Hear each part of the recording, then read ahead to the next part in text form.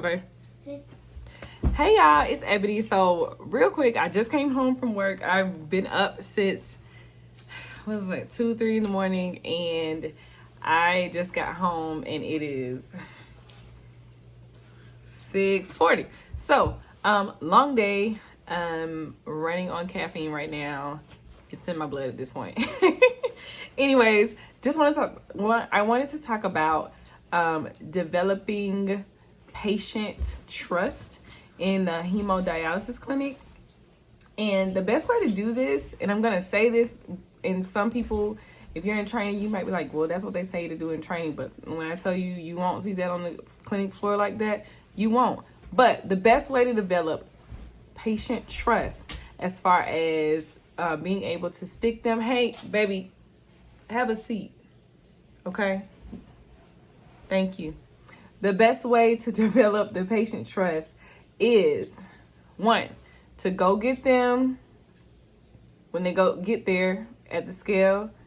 When you take them to their chair, then make sure you're basically with them. You kind of almost baby them a little bit so that they can get to know you and get to know your way and your style. Also, when they're done with treatment, no kicking. When they're done with treatment, take them to the scale. And I'm saying this, if you are in training or when you do your training, if you're like, duh, they already say that, trust me, you're going to see a lot of things that is said in training.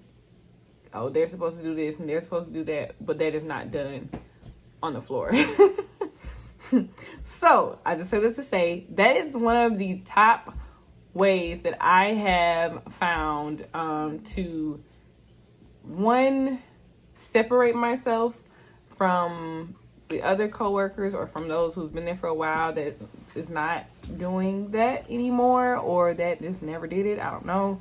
But that's how I separate myself, and that's also the best way that I am able to develop a relationship with them. Like, even as far as, mind you, this is something else we're supposed to do.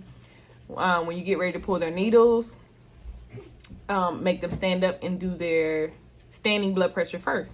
Well, some people don't, and some patients don't prefer to do that anyway, but we make them do the standing for a reason before you pull their needles, so that if you pull their needles, you won't have to stick them again if their blood pressure is so low that you can't get it up with anything but saline. So make sure you do your standing blood pressure. Make sure you do their standing blood pressure, okay? And just do things that you might see that others don't do, to make them feel important, to make them feel special, to make them feel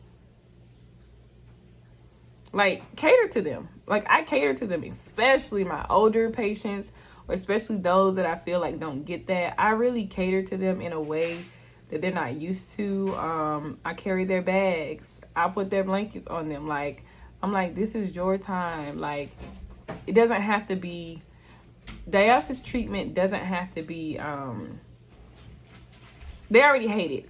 So, like, it doesn't have to be, like, worse. Like, they're not alone. You're not on your own. So, why not? Why not cater to them? So, some people say, like, oh, you baby your patients. Like, I want them to know that I care. Now, as we develop relationship, then I clown with them, mess with them, play with them, say things or whatever. But for the most part, I cater to my patients, especially the older, the elderly. But for those that are like really independent, but they really don't want it like that, then I'm gonna leave them alone. So that's it. It's been good talking to y'all. Let me know in the comments.